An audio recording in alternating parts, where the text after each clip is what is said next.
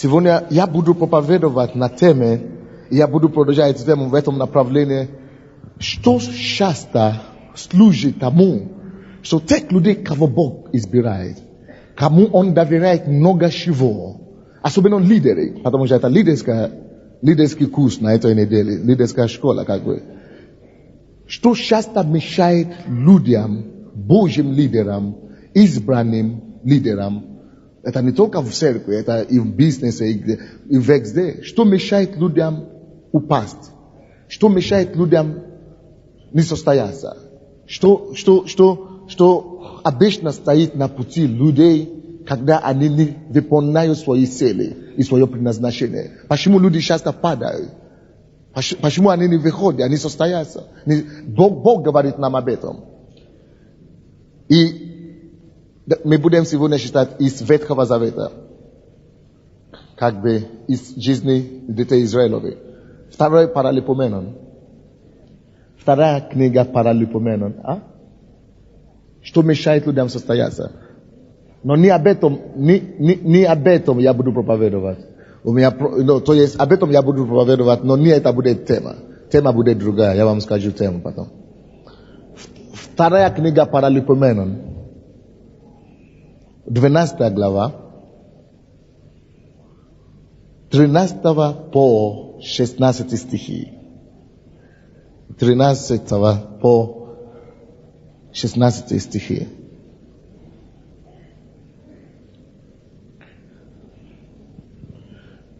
Очень многие люди говорят, мы христиане, поэтому мы не будем читать Ветхий Завет. Потому что Ветхий Завет – это книга для евреев. Это только история об Израиле, все об евреях пишется, об Моисее.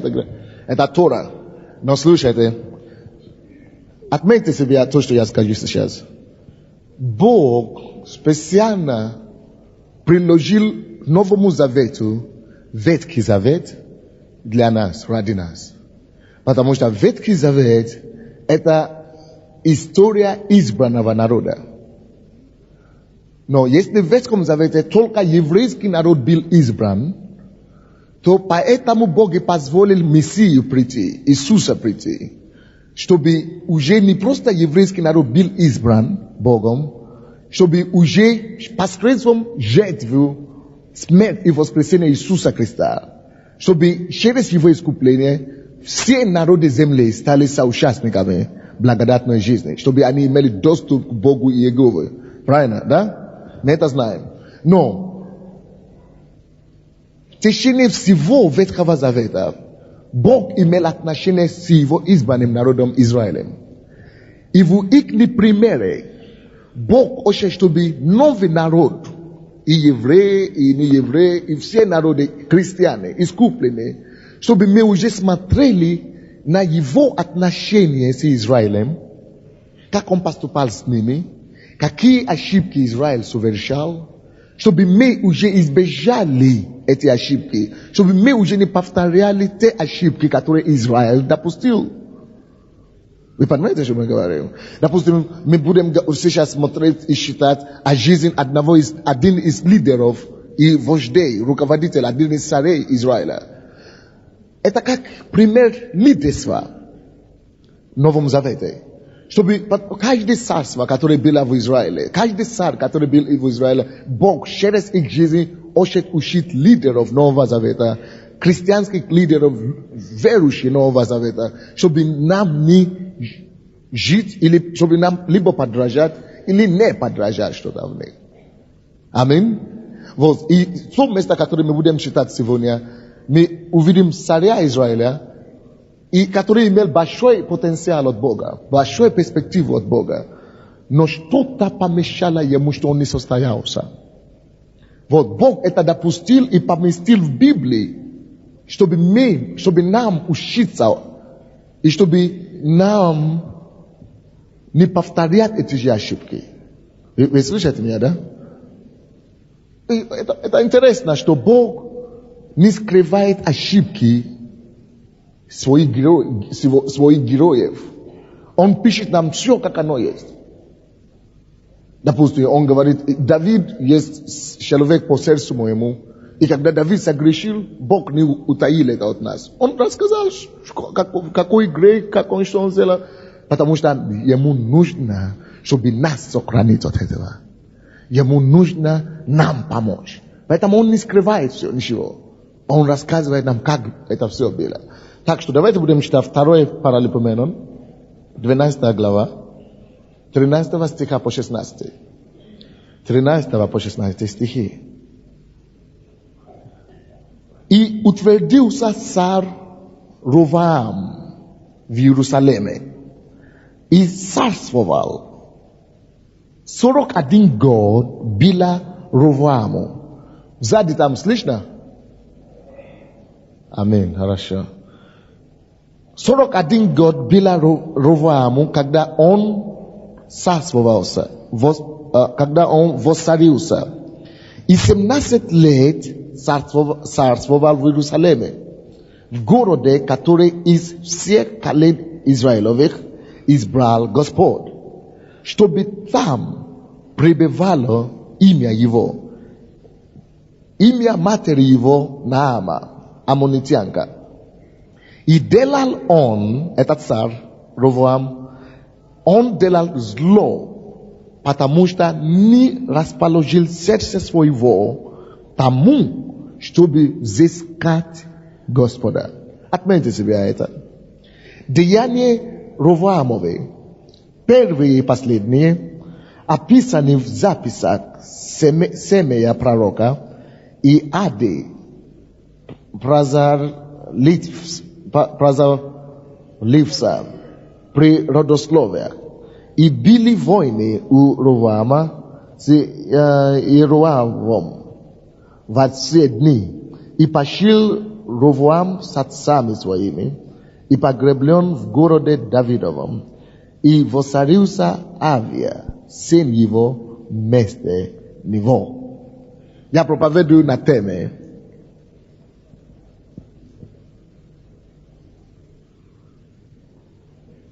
скоб в этих кавычках. Потому что, то есть многоточие сначала, кавычка многоточие, а потом, потому что не расположил сердце своего. Потому что не расположил сердце своего. Вот как раз это и есть причина, почему Ровоам не состоялся как царь и как лидер. Почему он не исполнил свое призвание. Он не подготовил свое сердце. Он не расположил свое сердце. Кто хочет состояться в жизни, давайте поднимем руки. Кто желает исполнить свое призвание и цели, давайте машем руки. Только половина людей машет свои руки. Вы слишком большой, чтобы машать руки. Чтобы состояться. Хорошо, мы все хотим состояться. Аминь. All right. Здесь, в этом месте Писания, которое мы читали, написано, и утвердился царь Ровоам в Иерусалиме. Отметьте себе, он утвердился. Он был утвержден Богом. Это факт. И Бог, несмотря на то, что потом он наступил, потом он отошел с дороги, но Бог не скрывает его положительной стороны от нас. Бог не скрывает от нас тот факт, что этот человек действительно утвердился. В начале он начинал хорошо. У него была ревность, он утвердился в Иерусалиме и царствовал. Ему было 41 год, когда он царствовал. И он царствовал 17 лет. Но какая была цель Бога для его царствования? Видите, каждому человеку, который Бог дает талант, или положение, или какой-то дар, или какой-то способность, или какой-то талант, Бог дает этот талант, чтобы осуществлять какой-то цель. Допустим, почему люди используют свои деньги на то, чтобы выпить, напиться, гулять, устраивать дебош в ночные клубы, какие-то гадости делать. Потому что они не знают, ради чего Бог им дал эти деньги. Они не знают, как отправлять. Они не знают, что можно деньги использовать, чтобы спасать других людей, чтобы спасать душ, чтобы принести людям радость, чтобы принести людям жизнь. Они не... Видите, это то, о чем мы учили, что когда цель неизвестна, злоупотребление неизбежно. Когда цель неизвестна, злоупотребление неизбежно. И слишком много людей злоупотребляют свои цели, свое место, свои положения, свои деньги, свои возможности, злоупотребляют только потому, что они не знают Библию. Они не пришли к Богу. Они, у меня все, что мне делать дальше с ним? Не знаю, тогда давай будем, гуляй, душа моя. Потому что у них нету связи с Богом, у них нету руководства по жизни, у них нету Библии, у них нету паспорта жизни, поэтому они злоупотребляют. В этом случае, который мы считаем с вами, у Ровоама, я думал, он плохо понимал цель, он плохо понимал, почему Бог ему дал это место. Он просто видел, что он стал царем, он стал президентом, но он не знал, почему Бог ему позволил быть президентом. И, к сожалению, я вам скажу, если мы посмотрим в истории не только Украины, но вообще мира, слишком много людей, которые занимают должности, и президенты, и премьеры, и министры, которые из-за того, что они не знают цель, почему Бог их поставил там. Они же не знают, даже многие из них даже не молятся Богу. Очень часто народ бывает недовольным. И очень часто они тоже разочаруют и подводят своего народа. А потом они уходят с этого положения с позором. Почему? Потому что там, где цель неизвестна, злоупотребление неизбежно. Ровоам имел такая почти проблема. Поэтому, братья и сестры, мы знаем, что если мы уже пришли к Богу, мы приняли Иисуса Христа, мы познакомились с живым Богом, с Богом, Иегова, с Богом Израилевым. Мы уже знаем, что не только евреи могут верить в Бога Израилева. Нет, но посредством Иисуса Христа мы тоже пришли к Богу Израилева. Значит, мы избраны. Мы избраны для какой-то цели. Допустим, я разговаривал с Борей недавно. Я говорю, кто из вас сначала пришел к Богу? Он говорит, мой младший брат. Я говорю, а как он попал в церковь? У нас было горе, говорит. Мы уже его считали, да, они уже списали его, потому что он был наркоманом, занимался спортом, потом, начал почему-то увлекаться этим делом. А я говорю, а почему кто потом пришел за него? Он сначала пришел, а потом мама пришла. А потом я пришел, а потом старший брат пришел, вся семья спасена. Я говорю, вы знали о спасении до того? Нет. Видите? Вроде бы его брат, который уже его списали вообще. Оказывается, что у Бога была цель, чтобы через этого брата, который они в человеческих глазах уже вообще списали. Но Божья цель была в том, что через этого, вроде бы негодяя, а Бог уже его родил, до того, как Бог его родил. Бог хотел спасти их народа, их колену вообще. Бог хотел спасти их семейство полностью. Они же не знали вообще о спасении, каждый живет свою жизнь. Но Бог позволил, чтобы тот стал наркоман. Вы думали, Бог не знал об этом? Он знал. Но в своей мудрости Бог также знал, что через эту беду, вроде бы, а потом он сможет иметь доступ в эту семью. Чтобы потом спасти семью. И теперь они все благодарны Богу за то, что через этого наркомана они пришли к живому Богу. Потому что они вообще не знали, что есть такой Бог. Представляете себе, что Бог делает? Человек, вся семья уже списали этого. А именно он был избран Богом. Именно через него, а он самый младший. А Бог так и придумал, чтобы именно через этого младшего чтобы спасение пришло в дом Селедон. У него было предназначение принести спасение в его род, в его дом, в его семейство. И что дьявол сделал? Дьявол знал, что у него цель в жизни.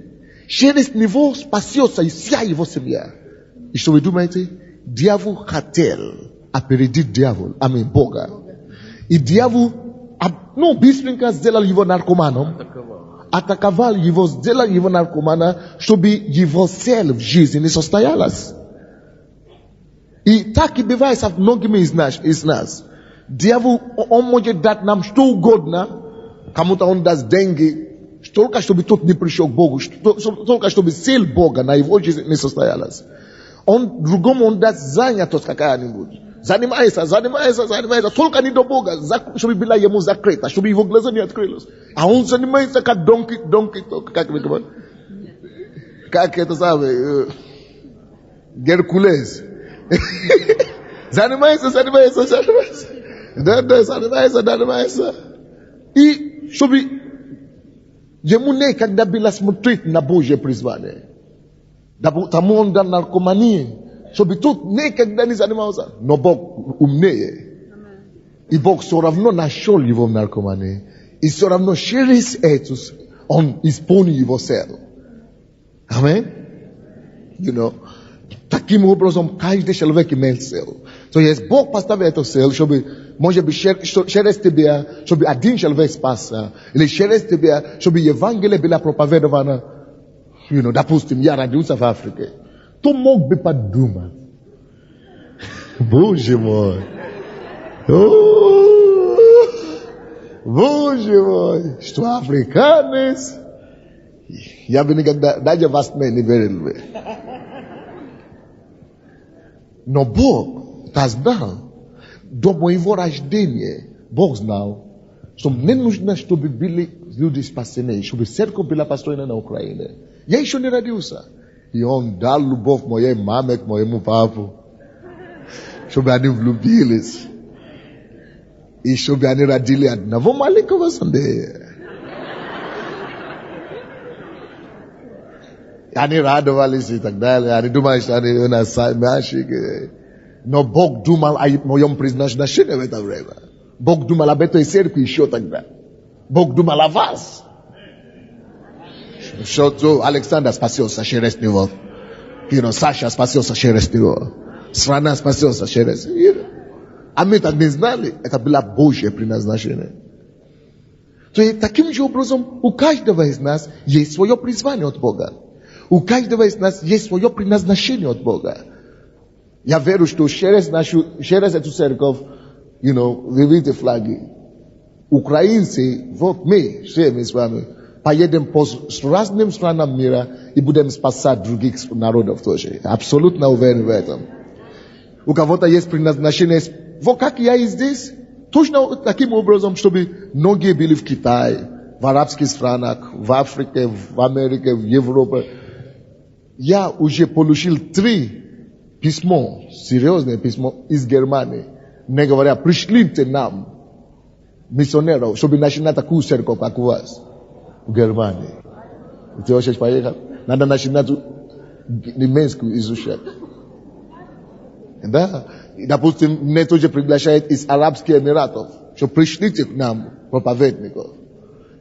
Я говорю, хорошо, я найду человека, кто говорит, надо только что по-английски, а я бы еще говорил.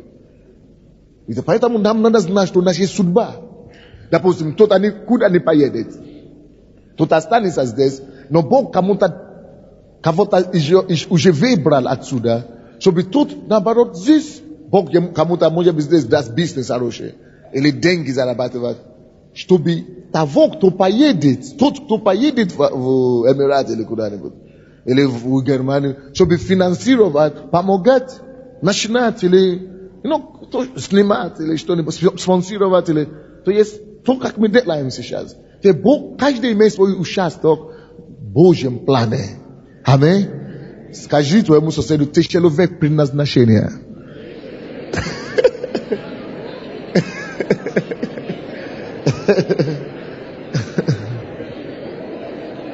Это правда.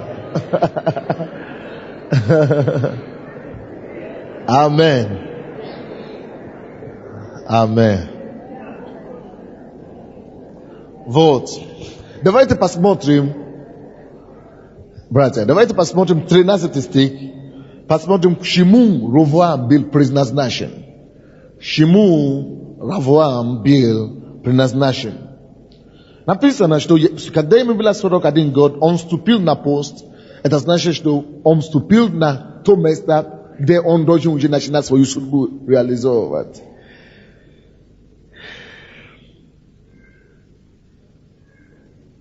«41 год было Ровоаму, когда он воцарился, и 17 лет царствовал в Иерусалиме, в городе, который из всех колен Израилевых избрал Господь, чтобы там пребывало имя Его». Вот была его цель. Почему Бог поставил его? Бог поставил Ровоаму царем над городом, который Бог избрал из всех городов колен Израилевых. Он избрал Израиля. И Божья цель была в том, чтобы через этого царя, через его трону, чтобы имя Господа было провозглашено, чтобы имя его царствовало в этом народе, чтобы Божья праведность пришла в Израиль, чтобы Божья истина пришла в Израиль, чтобы чистота Бога пришла в Израиль, чтобы страх Божий был в израильском народе, чтобы люди стремились к Богу, чтобы каждый поклонялся своему Создателю. Потому что когда творение оторвается от Создателя, от Творца, творение умирает. Когда дерево имеет ветви, ветви, разные ветви, и когда мы отсекаем ветвь от источника, от лозы, тогда через какое-то время эта ветвь засыхает, умирает. Точно таким же образом все люди, которые живут вне Бога, Бог знает, что они могут умереть сначала духовно, а потом материально, катастрофы разные начнут происходить, разводы, болезни. Это потому что люди умирают духовно, это духовные следствия.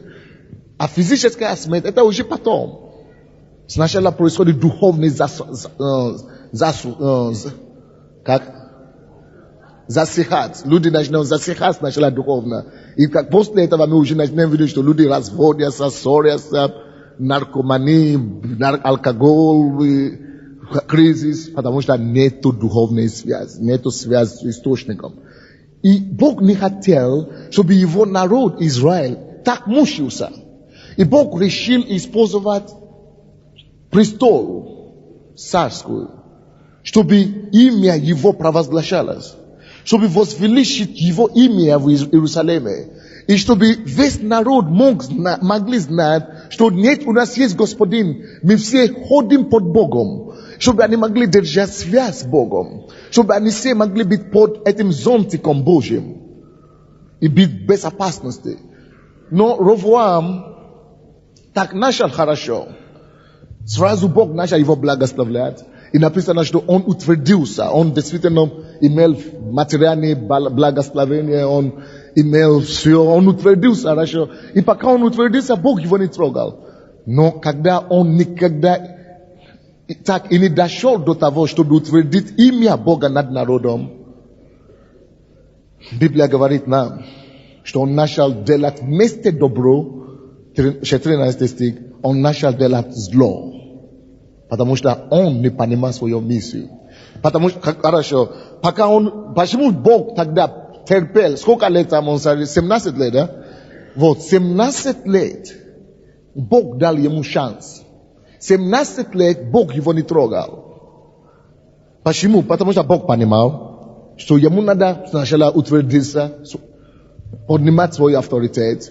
Очень часто мы думаем, мы обвиняем Бога. Мы говорим, где Бог смотрит, когда эти бандиты ходят, стреляют. Де Бог смотрит, когда эти мафиозные убивают людей, грабят? Где Бог смотрит, почему Он не уничтожает этих грешников? Где Бог смотрит, почему правительство не убивает? Но Бог, слава Богу, что Он милосердный, и Бог терпеливый. Допустим, если бы не из-за терпения Бога, если Бог должен сразу уничтожить каждого грешника, сразу наказать каждого грешника, или убивать каждого грешника, кто из вас знает, кто был бы первым? Я. Если бы Он не дал нам шанс, мы все с вами были грешниками. Мы бы не дожили до того момента, когда мы пришли к Богу. Бог бы уже нас уничтожил давно. Аминь. Но Бог мудрый, поэтому Он долго терпит. Бог любит человека, поэтому Он долго терпит. Чтобы еще дать шанс. Вот, поэтому Бог понимал, что этому человеку хорошо, пускай он пока построит себе опоры, источники, пускай поднимется экономически, пускай построит сильное государство.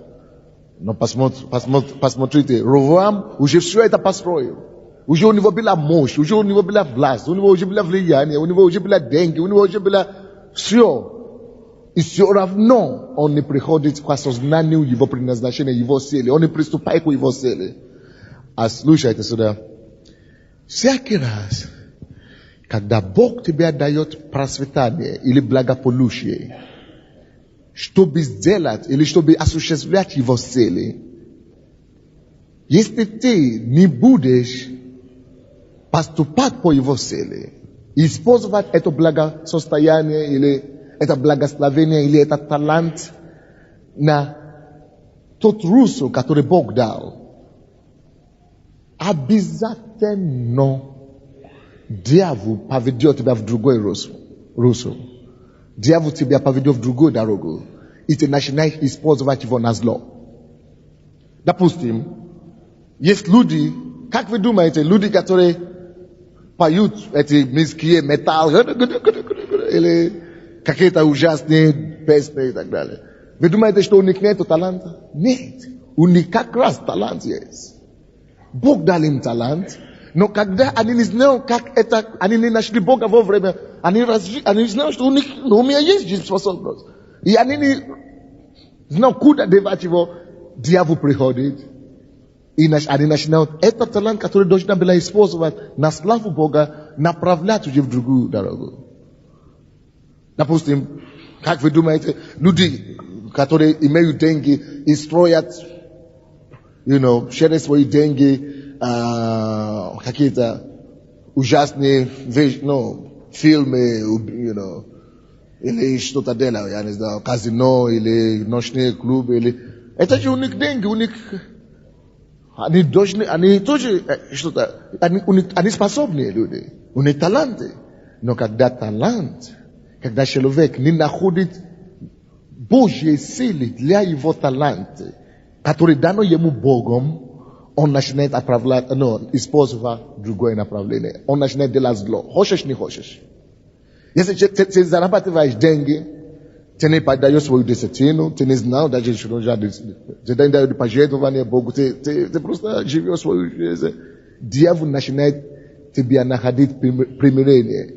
Он начинает тебе указывать, куда бросать эти деньги. И ты начинаешь пропадать просто. Это все, это во всем. Если ты художник, Бог дал тебе талант рисовать, чтобы люди были хорошо, чтобы люди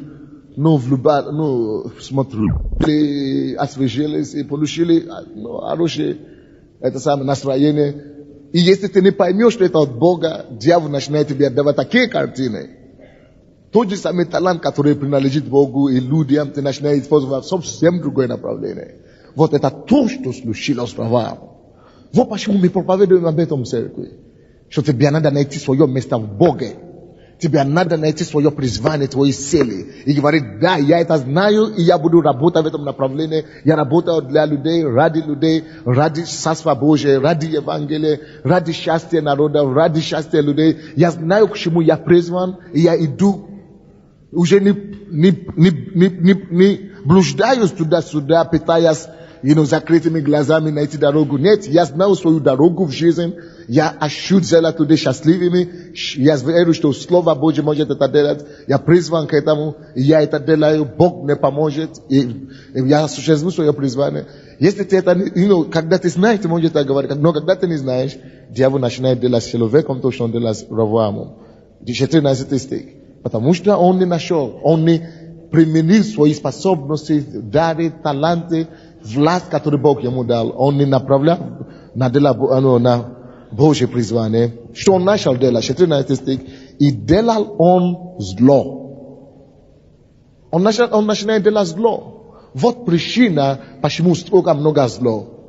Вы думаете, что люди, которые делают, которые грешат, которые, проституцией занимаются или что-нибудь, вы думаете, они не были созданы Богом? Конечно, они были созданы Богом. Они не просто были созданы Богом, они были даны, им была дана талант от Бога, способность от Бога, хорошее тело от Бога. Но когда они не могут найти Бога, они не ищут Бога, они не нашли Бога, они не нашли Его силы в их жизни, дьявол обязательно показывает им зло и ведет им по злым путям. Это трагедия. Но мы избавлены от этого. Аминь. Даже если мы уже, как и они, как-то в миру тоже уже заблуждались. Все мы были тоже без Бога. И все мы тоже где-то ошибались. Но как только что мы находим Бога и возвращаемся опять в царство Бога, Бог восстанавливает нас и ведет нас по Его предназначению. Аминь. Аминь. Вот как этот брат нашего брата.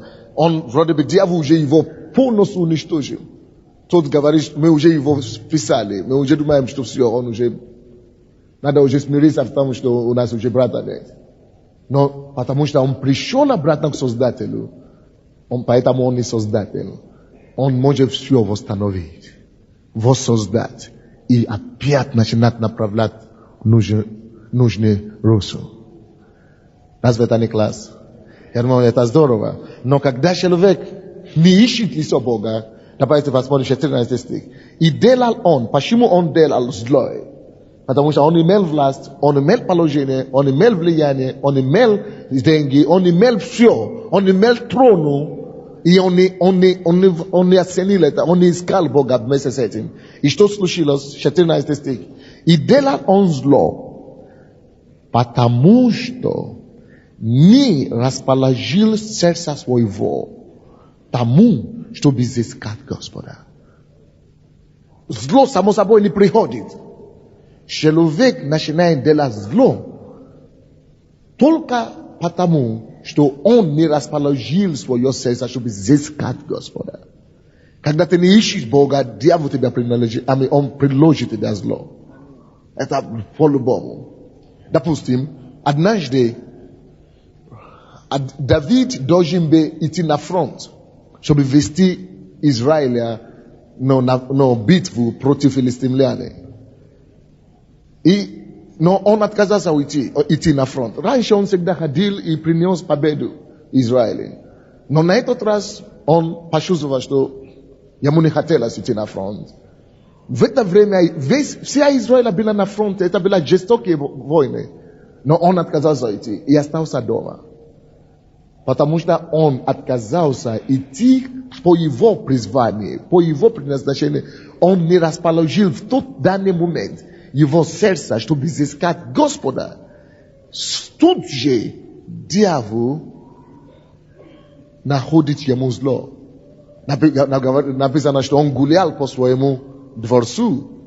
И дьявол показал ему, дал ему видеть голую женщину.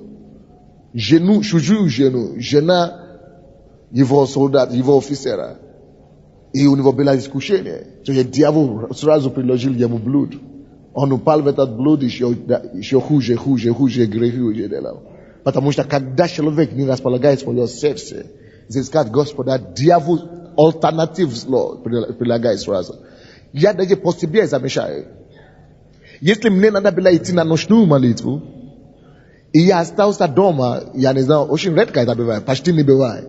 Но, допустим, если я видел это, я наблюдал, и я остался дома, я не пошел по каким-то причинам, и я, допустим, может быть, я смотрю новости, или я слушаю, или смотрю, я обычно по телевизору смотрю только новости. Где-то дьявол, какой-то фильм, или какой-то голую женщину, или какую-то порнографию, или какой-то что-нибудь приложит, чтобы ты смотрел, или что-то. Или что-нибудь будет. Или какое-то искушение, или какое-то... То есть, потому что в это время мое сердце не было расположено, чтобы искать Господа. Это было время моего изыскания Бога. Это было время, когда я должен находиться в Божьем служении. Или когда я не пойду, если я не пойду в собрание в церковь, на церковь в воскресенье или на четверг, когда я знал, что я должен быть на дело Божье. Если я не пойду, обязательно в это время дьявол найдет какой-то вариант. Обязательно. Кто-то тебя раздражает, кто-то тебе позвонит, кто-то что-нибудь будет. Короче, слушайте, знайте это на 100%. Каждый раз, когда тебе нужно делать Божье дело, быть в деле Божьем, исполнить Божье предназначение, и ты не находишься там, будь уверен, на 100% гарантии, что дьявол тебе будет принадлежить тут же зло. Вот причина, почему многие люди не исполняют свои призвания. Кому-то говорят, кто-то говорит, тебе надо давать свою десятину. А он говорит, ты знаешь, я сначала куплю себе костюм, а потом на следующей неделе дам. А я тебе гарантирую на 100%, что до костюма не дойдешь. Дьявол обязательно какие-то проблемы найдет. Либо кто-то заболел, либо лекарства надо купить, либо материал, либо кому-то нужно, либо кому-то должит, а потом пропадает вообще эти деньги. Потому что то, что Богу принадлежит, ты ему не даешь. Когда человек... Видите, название этой проповеди, потому что не расположил сердце свое. Потому что не расположил сердце свое. Искать Господа. Мы должны... Это причина номер один неудачи людей, служителя. Вот он был служителем, он был помазанным, он был призван Богом. Бог дал ему такие дары, такие способности, такое положение, и он делал зло. Он потерпел поражение, и Бог говорит нам почему. Потому что он не расположил свое сердце искать Бога. Все.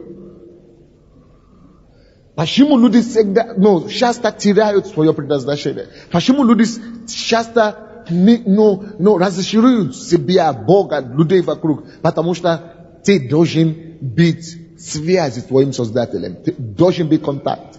Должен быть контакт.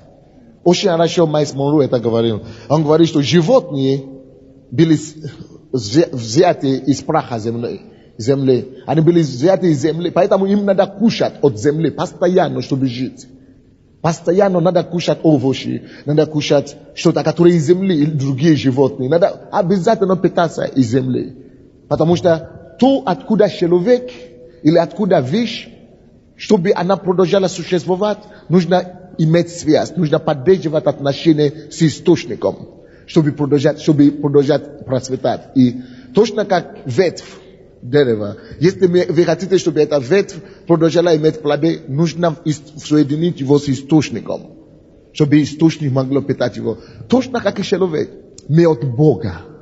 Бог даст нам призвание. Если мы хотим продолжать иметь благополучие, растущей жизни, нам надо быть в связи. Наше сердце должно быть расположено к Богу. Мы должны иметь отношения с Богом. Каждый день молиться Ему. Читать Библию, как мы понимаем. Общаться с Богом, ходить на проповеди, слушать Его Слово. Тогда мы можем идти ровненько по жизни, будучи уверены, что мы исполняем свои призвания и не будем падать ни направо, ни налево. Потому что мы связи, мы держим связь, у нас контакт с нашим источником.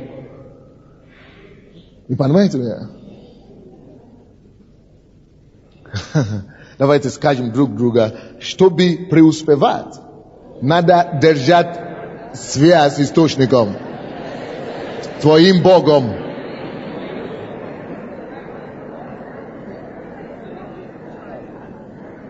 Это правда. Аминь. Ибо он, потому что не расположил сердца своего тому, чтобы изыскать Господа. Мы всегда должны расположить наше сердце тому, чтобы изыскать Бога. Наше сердце постоянно должно быть расположено, чтобы изыскать Бога. Аминь. Я вам покажу это, например, когда Иисус Христос, после того, как Он уже воскрес из мертвых, и 40 дней ходил со своими учениками, и его должны быть взят на небо. Деяния апостола, 1 глава. Он дал своим ученикам поручение. Он говорил, не отойдите от Иерусалима. Оставайтесь здесь, пока вы не примете силу с неба. Вот, когда вы примете Духа Святого, силу с неба, когда зайдет на вас Дух Святой. И тогда только вы будете мне свидетелями в Иерусалиме и так далее. Это Деяния апостолов 1:8. Почему он сказал, что ждите от Бога силу? Вы получите Духа Святого, потому что нельзя делать успешно Божье дело, не имея подпитку, или как подпитку, не имея подпитку от него. Ты не сможешь Божье дело делать, не имея подпитку. Поэтому он говорит, что ждите Духа Святого. Дух Святой, вы примите Духа силу, когда зайдет на вас Духа Святого, Дух Святой. То есть Дух Святой зайдет на вас, и Дух Святой, который в вас будет жить, уже даст вам силу постоянно от меня. Он будет снаряжать вам силу. Он будет вам давать силу от меня. Он будет снабжать вам силу. Дух Святой, вы будете с ним жить, с ним советоваться, с ним ходить, с ним ложиться спать, с ним просыпаться. Это потому что это третья личность Божества. И Дух Святой везде сущий. Это Дух Святой. Он везде. Он Дух. Поэтому он говорит, что ждите Духа Святого. Вы должны быть с ним в контакте, чтобы вы могли иметь мою силу, чтобы сделать мою работу. Напишите себе это. Чтобы сделать Божью работу успешно, чтобы исполнить Божье предназначение и цели, чтобы исполнить Божье предназначение и цели, нужна связь, постоянная связь, силу, как мы говорим, подпитки от Бога.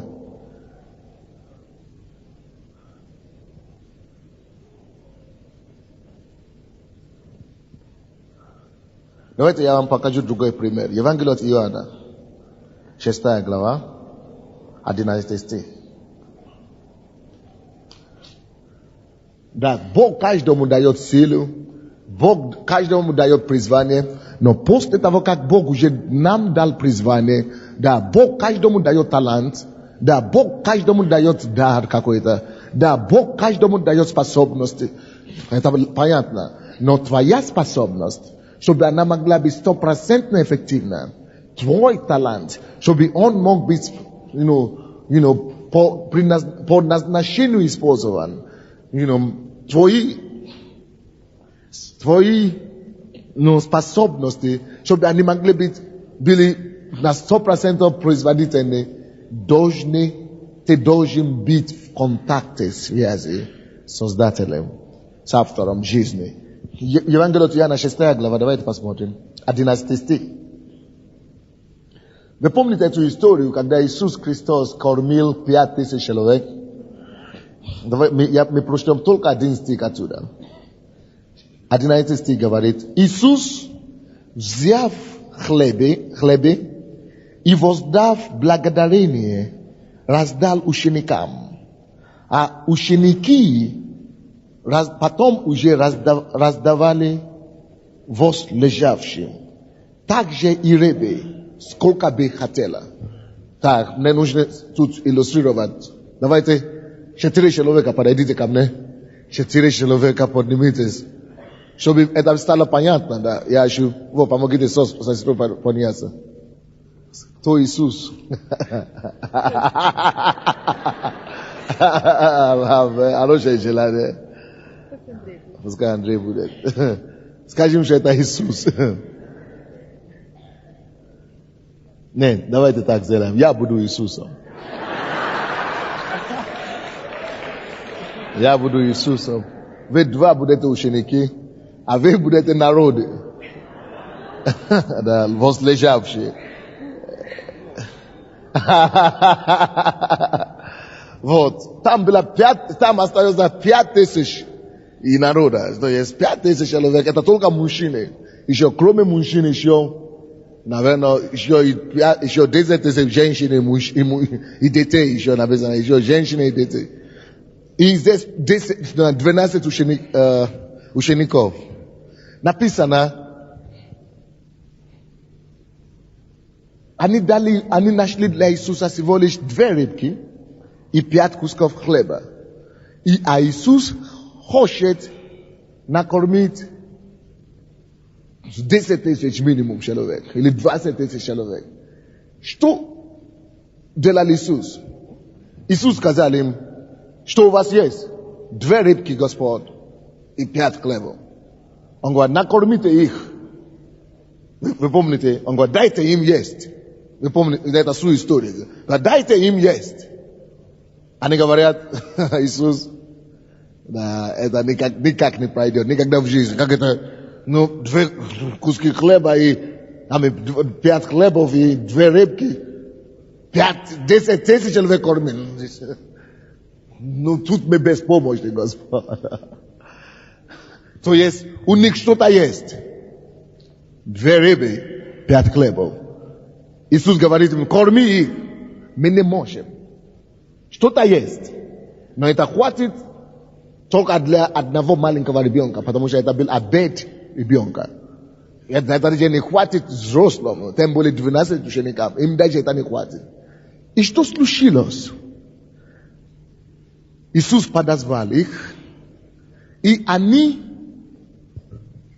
были одни с Иисусом. Иисус подозвал их, принесите мне эти хлеба. Эти хлебов и 2 рыбы. Иисус был с ними. Иисус взял от них, из их руки, эти хлеба и воды, и эти рыбы. Иисус воздавал благодарение Богу. И написано, после того, как Иисус молился Богу, Иисус отдал им обратно эти рыбы и хлеба, и потом направил их, чтобы теперь они начали раздавать 10 тысяч человек. И самое интересное тут случилось. Он дал им 2 рыбы, 5 хлебов.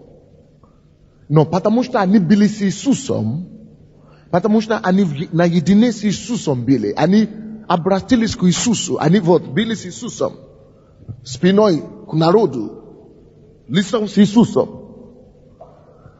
Это время общения с Иисусом, это время проведенное с Иисусом. Она что-то уже творила, она уже что-то сделала и с хлебами, и с ними. Они уже стали агентами Божьей благословения, Божьего чуда.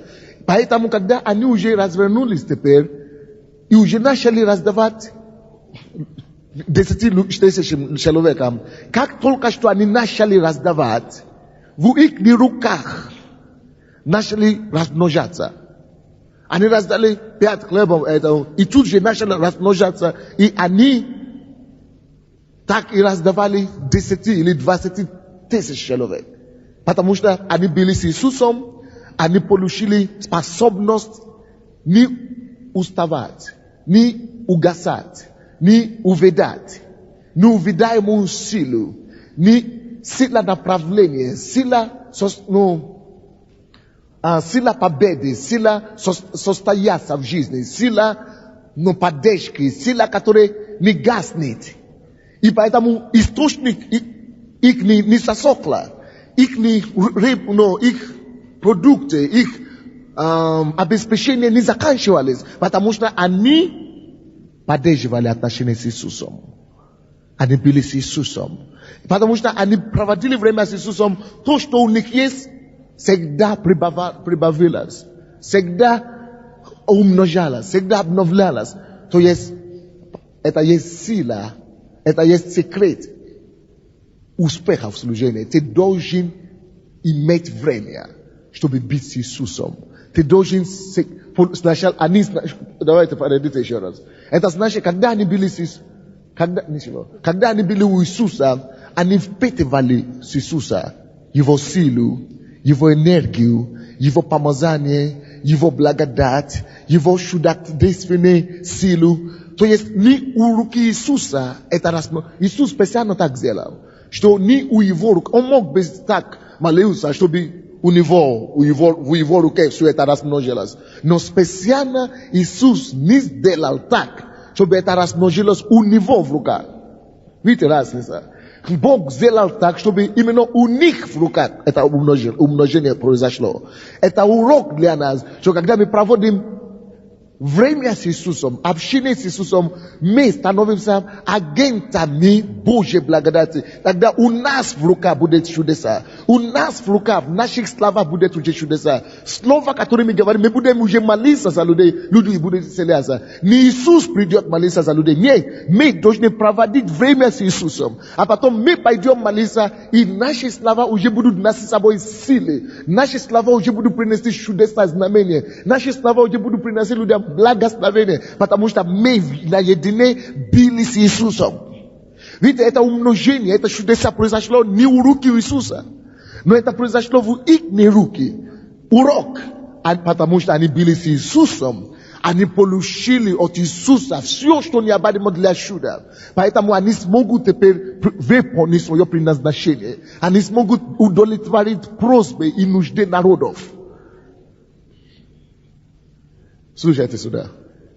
Для того, чтобы ты состоялся вообще в жизни, тебе надо постоянный контакт, постоянное общение с источником твоей жизни, с Богом. Тебе необходимо, особенно как лидеры. Лидеры, нас где-то здесь 1000 чем-то сегодня. На этой неделе мы учим, проходим эту школу. Ключ вашего успеха. Есть некоторые из нас, лидеров, мы принимаем домашнюю группу по средам или другие дни, и никогда не уделяем время, чтобы подготовиться с Иисусом, чтобы быть перед Иисусом, чтобы искать Его лицо. Господь, сегодня у нас домашняя группа. Я уделяю тебе этот час или 2 часа. Я буду молиться. Хорошо, я иду на работу. Я иду с работы 6 часов. И домашняя группа уже в 7 часов. Я не успею молиться. Но надо тогда уже стать, когда ты знаешь, что у тебя домашняя группа, с утра уже нужно было стать. 5 часов, 4 часа, 6 часов, чтобы уже успеть промолить и подготовить, получить хлеб, получить пищу у Бога для вечера. И тогда, когда ты уже придешь в домашней группе, с этой работы, и пойдешь на домашнюю группу, эту благодать, которую ты получил от Бога с утра, она уже будет на тебе. И это помазание просто потечет на всех людей. То есть мы должны всегда находить время для Бога в нашей жизни. Только когда мы проводим достаточное время с Богом, только после этого мы сможем от Него впитывать силу, источник, благодать, помазание, чтобы осуществлять свою миссию, чтобы исполнить свои цели, чтобы свое предназначение исполнить тем, что мы удовлетворяем нужды людей, что мы восполняем и делаем, мы приносим людям счастье, ту радость, то благословение, которое мы и должны были принести. Мы получили от Иисуса это. Мы были с Ним, мы связаны с Ним, Он наш источник. Вот почему я лично не выхожу из дома, Почему? Как? Потому что я пастор. Я не говорю, что я знаю, что сегодня четверг, там еще люди есть, которые просто не члены церкви. Как лидер, как пастор, я не выхожу из дома, пока я не промолюсь перед Богом, пока я не общаюсь с Богом 2 часа. Всякий раз, когда я выхожу и не провожу с Богом 2 часа или больше, обычно у меня трудный день в этот день. Потому что атаки на меня за всех нашу церковь вместе, это на мою голову. Поэтому дьявол знает, ага, он слабее сегодня, давай дадим ему. И кроме этого, я всегда уделяю время тому, чтобы изучать и получить откровение. Кроме этих 2 часов каждый день, я всегда изучаю Библию, чтобы слышать новые вещи. Я всегда нахожу время, чтобы учиться от Слова Божьего, чтобы получить пищу, чтобы потом знать, что рассказать людям. Каждый месяц я всегда уделяю неделю. Это некоторые люди знают это, но это вещи, которые не нужно говорить. Но Иисус это делал. Я всегда выхожу сейчас до сих пор. И я это говорю лидерам, которые здесь учатся на этой неделе. У вас тоже такое время должен быть. Хотя бы 1 день месяц, или 2 дня, или 3, когда вы уходите, вы не можете уходить, как я. Я же пастор, я не работаю где-то. Но где вы можете поститься. Но вы работаете, но держать пост. Я неделю в месяц стараюсь поститься и ждать перед Богом. И неделю, по возможности, я ухожу вообще из дома, чтобы быть с Богом. Потому что Он мой автор. Только когда я смогу быть с Ним хорошо, тем больше, тем лучше. Получу от Него все питания, все пищу, вся сила. Когда я стою здесь и могу говорить именем Иисуса, тогда я никого уже не боюсь на свете. Тогда все бесы, они уже под моими ногами. Тогда болезни уже ничего. Тогда я уже говорю, как будто это сам Бог говорит. Тогда обстоятельства уже преклоняются передо мной, потому что я был с Ним. Его натура переходит на меня. Поэтому, братья и сестры, если вы хотите быть успешными лидерами, вы не сможете быть без связи с источником. Вы не сможете никогда быть успешным. Ваша группа не будет расти. Я практически ничего не делаю в нашей церкви. Я вам скажу это. Я ничего не делаю. Я не такой организатор. Я не сижу в офисе с утра до вечера. Нет, я все делаю с Богом. Я решаю все с Ним. А потом автоматически все остальное решается. Автоматически. У вас домашние группы будут расти, если у вас будет хорошее время с Ним. Если вы будете впитывать максимально от Него. Церковь будет расти, лидеры будут, Бог будет прилагать в церковь. Люди, которые будут помогать вам, Бог будет приводить к вам. Вы будете просто с Богом решать. Бог за все по силе, Богу за все по силе. Поэтому, как лидер, у вас должны быть каждый день определенное время, должно быть определенное время, которое вы уделяете Ему, когда вы с Ним. Каждую неделю должно быть определенное время. Моя неделя, каждую неделю я должен иметь ночную молитву. Либо здесь, со всеми на ночной молитве, либо у себя один сам дома. Но каждую неделю, то есть каждый день должно быть время 2 часа. Каждую неделю всю ночь. Каждый месяц, либо 3 дня, либо целую неделю. Каждый год должно быть отдельный вообще отъезд. Ну, со всеми. То есть должна быть программа. Должна быть программа. Бог дал тебе 24 дня. Из этих 24 часов, из этих 24 часов уделяй ему какой-то из них. Бог дал тебе целую неделю, 7 дней, из этих 7 дней уделяй ему какой-то день или ночь. Бог дал тебе месяц, из этого месяца уделяй ему какую-то неделю. Бог дал тебе год, из этого года уделяй ему какой-то месяц. Потрясающе у тебя будет ответ, успех в жизни. Когда ты можешь состояться как бизнесмен, как... Просто ты посчитай своего Бога. Ты ходишь в церковь, ты изучаешь, ты слушаешь его голос. Ты будешь тогда незаурядным человеком. Ты становишься сверхъестественным личностью. Не просто бизнесмен, который умом только решает вопрос, но ты начинаешь решать вопросы еще и на духовном уровне, четвертом измерении, сверхъестественным способом, с живым Богом.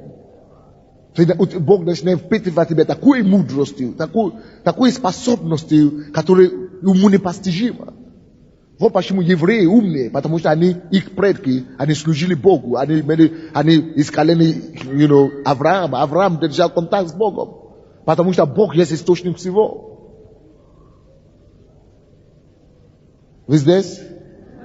Это то, что эта притча показывает нам. Спасибо, можно идти. Вот то, что эта притча показывает, эта история показывает нам. Умножение хлеба и рыбы не произошло у Иисуса. Не Иисус это делал. Иисус вроде бы это молился. Но это произошло в руке учеников, которые сначала были с Иисусом. Окей, давайте я еще кое-что скажу. Каждому человеку, когда Бог его призывает, Он дает ему таланты и так далее. Но почему нам необходимо такой подпитка постоянно? Подпитка нужна нам постоянно, потому что сколько бы помазания Бог не вложил в тебе, сколько бы дар Бог не вложил в тебе, поймите, этот мир, злой мир, зло окружает нас повсюду. Заблуждение, грех, соблазн, искушение повсюду. Вообще, весь система, мировая система наша, она направлена, чтобы огорчать людей, чтобы разочаровать человека, чтобы сбить человека, чтобы уничтожать личность, чтобы уничтожать оружие в человеке. Все искушено, построено, все одевают маски. Поэтому у тебя должна быть больше, чем просто физической жизни. У тебя должна быть жизнь духовная, жизнь своим отцом, жизнь под крышей Бога, жизнь постоянной подпитки Бога. Потому что какой бы ты ни был в начале сильным, жизнь берет свое. Давление жизни берет свое. И со временем ты начинаешь чувствовать опустошение. Если ты не подключен к источнику, к Богу, у тебя кризис жизненный будет время от времени. Либо депрессия, либо разочарование, либо пустота. Поэтому должна быть подпитка, связь с Богом. Вот почему мы ходим в церковь. Потому что когда мы приходим в церковь, таким образом мы имеем связь с Богом. Правильно? Мы слушаем Слово. А Слово Божье это уже связь с Богом. Хотя человек говорит, но он говорит Слово Бога. И Слово Божье уже питает нашу душу. Поэтому нам хорошо ходить в церковь. Поэтому мы выходим из церкви как бы на крыльях. Кому хорошо, что, когда он выходит из церкви? Конечно, всем нам. Конечно, всем. Потому что мы жаждем это. Как вы думаете, кто из вас знает, что лучше вам чувствуется здесь, когда вы приходите в церковь, чем когда вы в миру, там где-то. Конечно же. А кто на себя чувствует такое, что в воскресенье вам так хорошо здесь, и когда дождаться до следующего собрания, что уже тяжело, вам уже хочется побыстрее прийти и побыстрее. Конечно. Потому что нужна связь, нужна подпитка. Какой бы ни было у тебя, это самое, тебе нужно регулярное. Поэтому я сказал, что ты должна быть у тебя установленное время. В день должно быть установленное время. В неделю должно быть установленное время. Но месяц должно быть установленное время. Если этого не будет, ты будешь только падать от благодати на землю. От хорошего настроения к депрессии. А потом вставать с депрессии, а потом депрессии, а потом настроение, а потом депрессии, а потом настроение, а потом... То есть ты будешь просто прыгать вот так жизнь. Сегодня хорошо, завтра плохо. Сегодня хорошо. Это из-за того, что нет указаний, нет утвержденных и конкретно установленные позиции с Богом. Должна быть регулярность какая-то, должна быть систематичность какая-то, когда ты подпитываешься, кушаешь. Точно таким же образом, как у нас есть какая-то система, когда мы кушаем. Ты кушаешь каждый день. Это уже есть система. Некоторые из вас кушают 3 раза в день. Это уже система. Когда этого нет, что-то не хватает. То же самое духовно. Когда ты не кушаешь, когда нету системы, нету регулярности в твоем питании духовное, что-то тоже будет не хватать постоянно. Давайте я вам это покажу.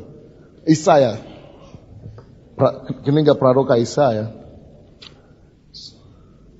40 главу. Исайя 40 глава. 29 стиха по 31. Хорошо, Исайя 40 глава. Вы нашли? 29 стих. 29 по 31 стихи. Вы там? 29 стиха написано: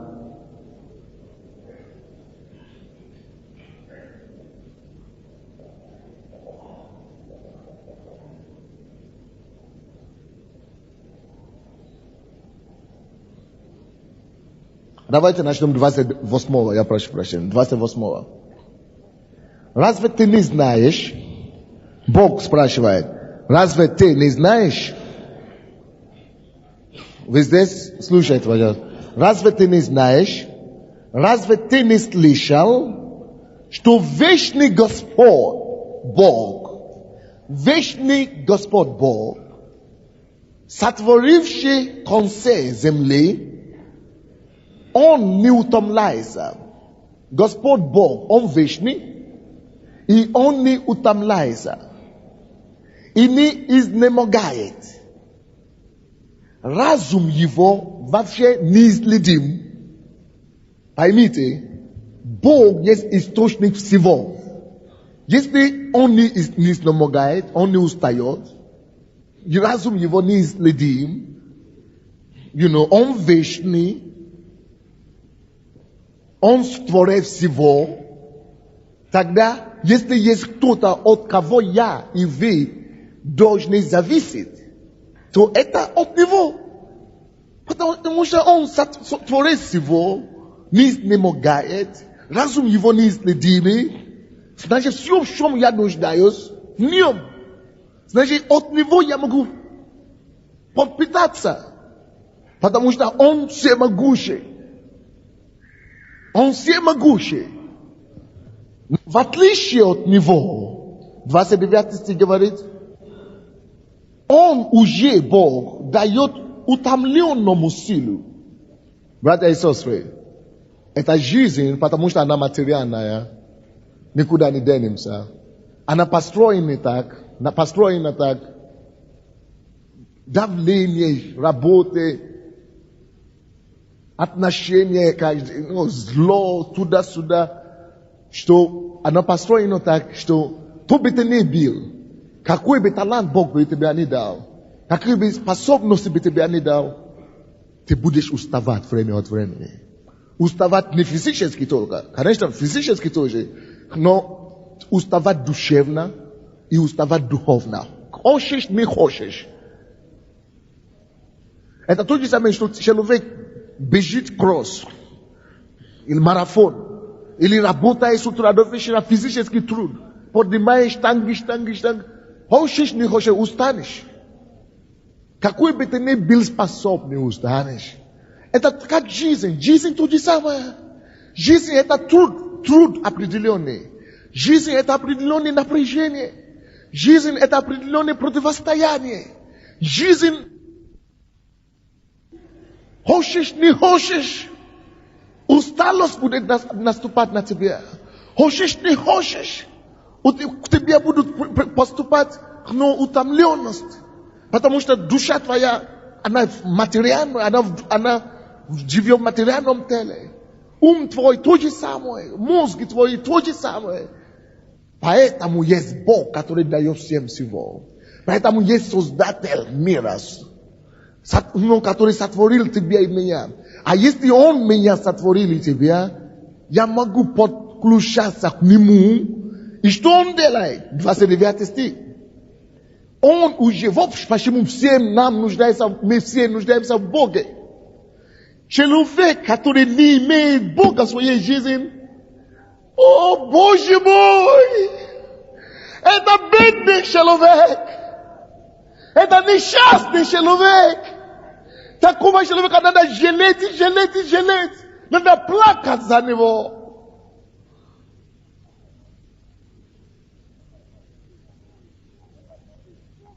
Nada molit bogu zanivo. Потому что он проходит через страшные муки в душе. Он же не получает источник, как попитаться, а не как подпитаться. Вот почему люди идут к оккультные науки.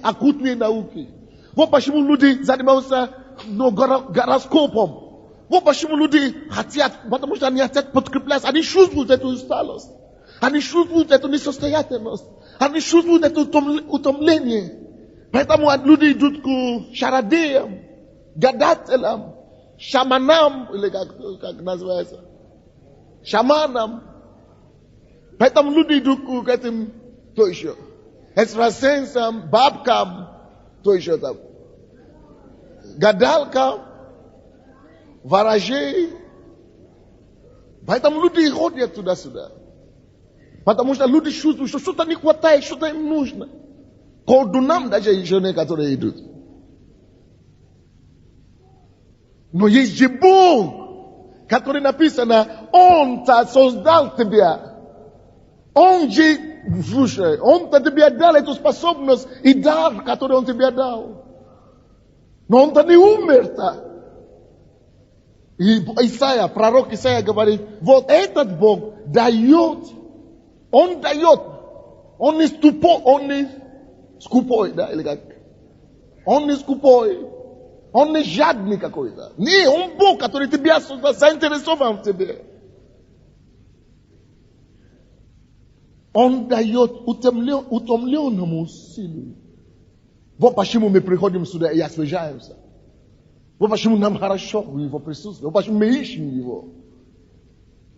И какие-то абсолютно безграмотные люди начинают задавать вопросы. Что за церкви? Почему вы ходите в такие церкви? Абсолютно безграмотные. You know? Потому что люди не разбираются. Каждому нужно это.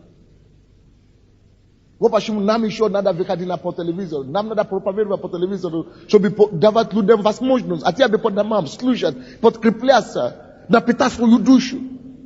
По центральной телевидении, повсюду, газеты печатают. Евангелизировать, раздавать газеты. Помочь людям подкрепляться в жизни, чтобы стало лучше от тебя как-то.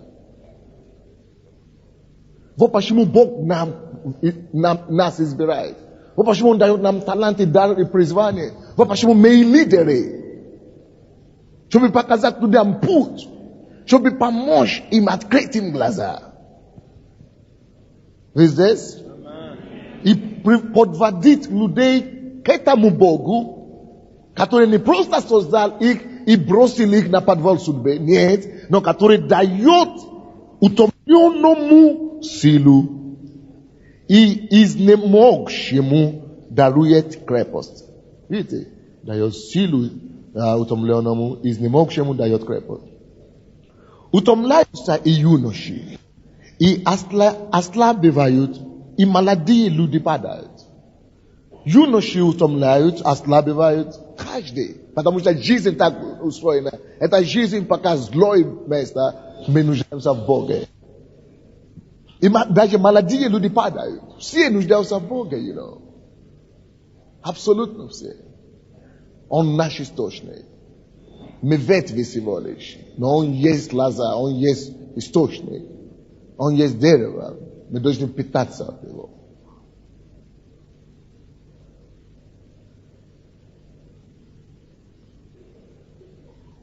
Утомляются юноши и ослабевают.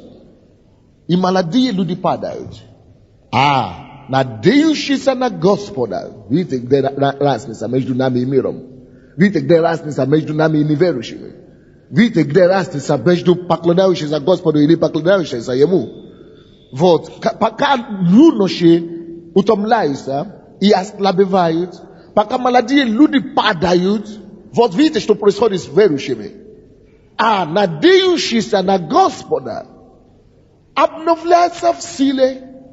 Оказывается, что когда мы приходим к Богу, всякий раз у себя в доме, в церкви, что-то происходит. Что это происходит? Что это? Очень просто. Бог обновляет нашу силу. Не только физические силы, не мускулы обновляет, не только здоровье обновляет, но душевную силу, духовную силу. Суть человека обновляет. Он обновляет силу, надеющуюся на него. Поднимут крылья, мы поднимем крылья.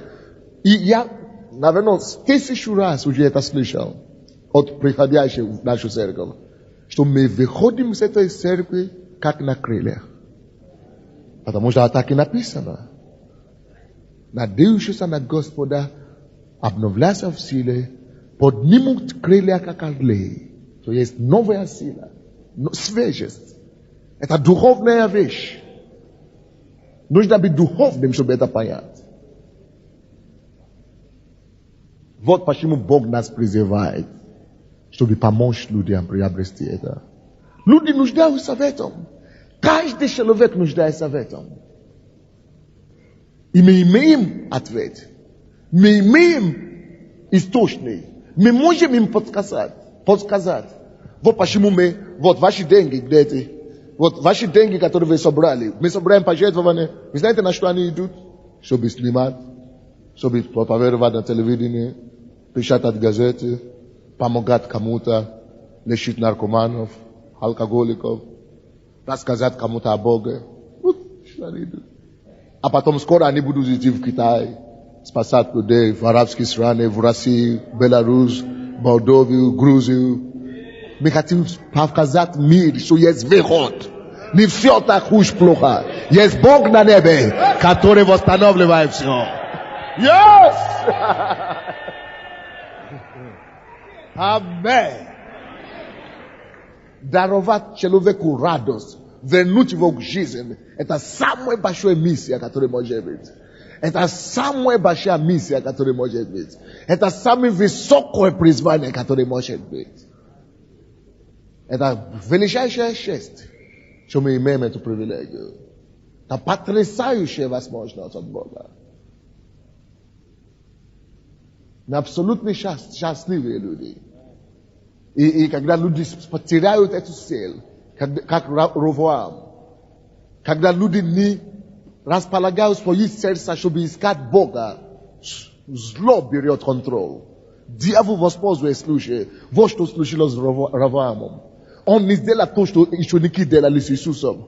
Он не расположил свое сердце, чтобы искать Господа. И все, разруха. Зло начинает брать контроль. Зло начинает брать контроль. Вот почему таланты пропадают. Люди, которые имеют какие-то способности, просто гибнут. Миллионеры пропадают, потому что они даже не задумываются об этом. Это трагедия.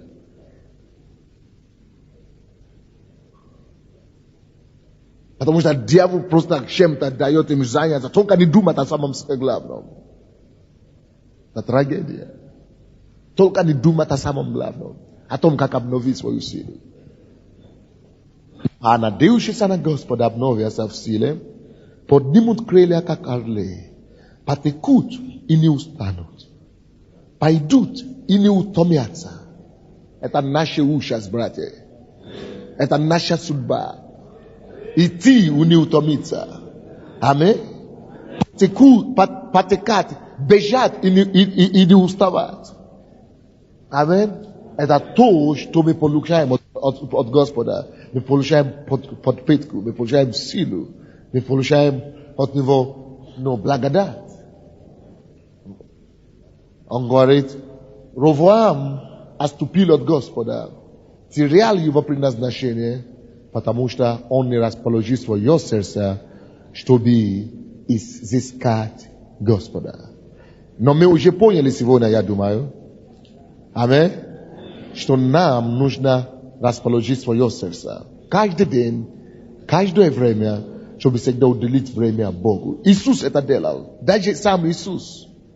Евангелие от Марка, 14 глава.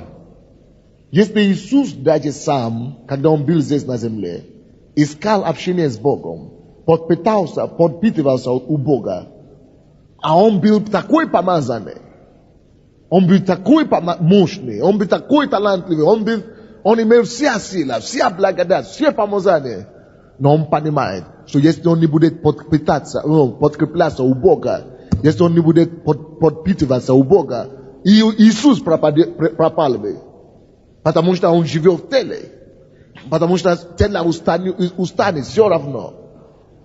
Как Иисус это сделал, давайте быстренько это прочтем до того, как мы закончим. 37 стих. Ой, не это я хотел сказать. Но ничего, это тоже неплохо. Мы видим здесь, что Иисус возвращается и находит спящими и говорит Петру: Симон, ты спишь? Не мог ты бодрствовать один час? Бодрствуйте и молитесь, чтобы не впасть в искушение. Видите, молиться – это есть способ, как бодрствовать, чтобы не упасть. Когда мы не молимся, мы не общаемся с Богом, люди падают в искушение. Дух бодр, плоть же немощна. Поэтому Иисус, написано 39, и опять отошедший молился, сказав то же слово. То есть он уходит, чтобы молиться. Иисус уделил время тому, чтобы уходить, чтобы искать Бога и чтобы молиться.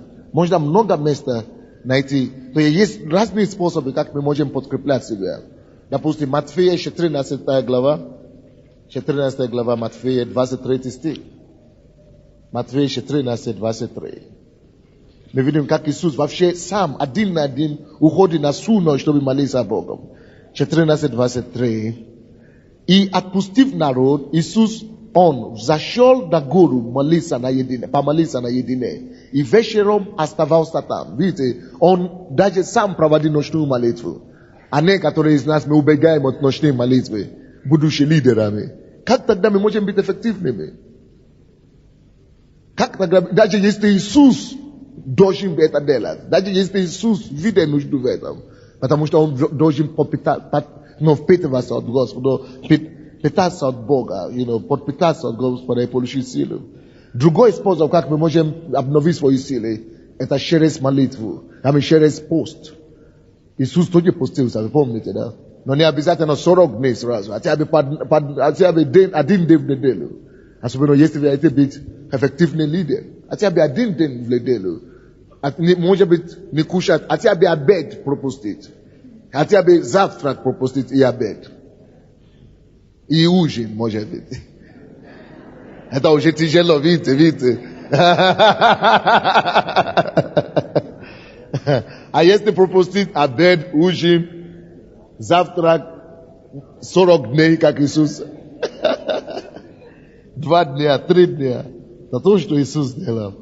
Но мы тоже можем это делать. Это значит, мы готовим себя, мы покараем свою плоть, и мы обновляем свою силу. Тем больше человек уделяет свое сердце, чтобы искать Господа, тем эффективнее он будет. Вы здесь? Тем больше человек располагает свое сердце, чтобы искать Господа, тем эффективнее в служении он будет.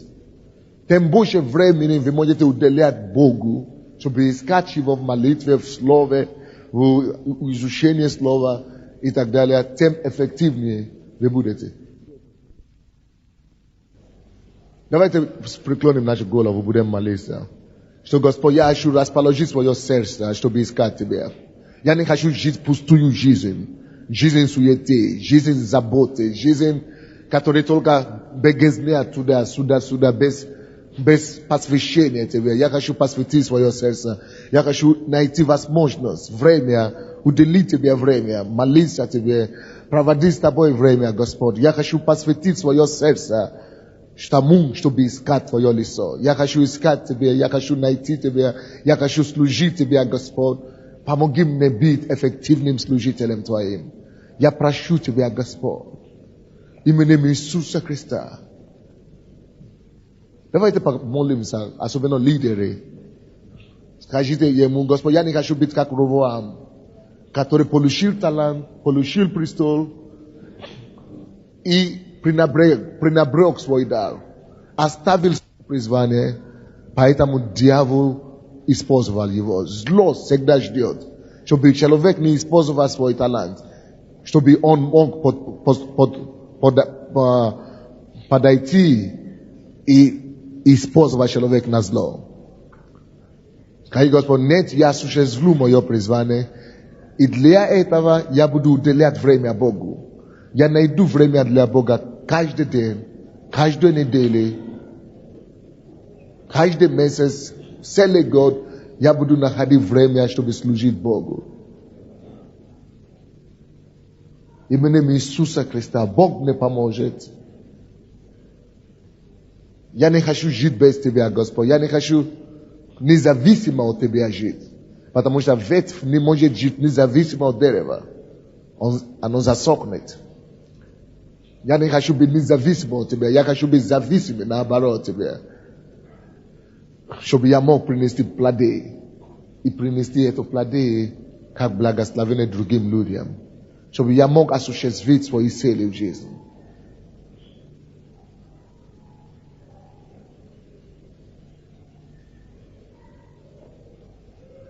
Господь, мы благодарим Тебя за это слово, которое мы слышали сегодня. Я молюсь, Господь, чтобы мы все не были только слушателями слова, но и делателями во имя Иисуса. Я прошу Тебя, Господь, чтобы Ты помог нам всем держаться за Тобою, как ветвь держится за деревом, чтобы мы впитывались жизнью от Тебя, и чтобы мы могли принести плоды другим.